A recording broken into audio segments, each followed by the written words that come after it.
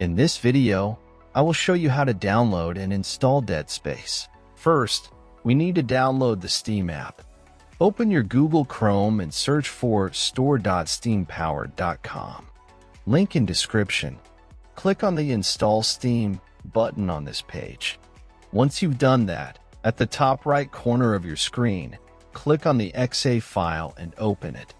Complete the installation, and once finished, open your Steam app. In search bar, type Dead Space and drop down you will see the game. If not, check video in description. If you see the game in drop down, click on the game. Now click on Add to Cart button beside original game. In new pop-up, click on View My Cart.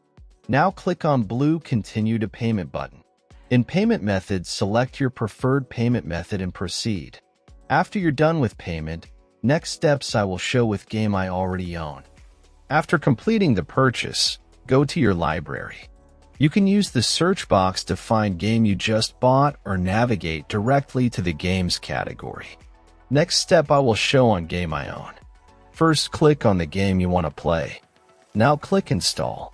Complete installation process. When installation completed, click to play, and that's all. Thanks for watching. Subscribe and help reach 1,000 subscribers mark so I can make more tutorials.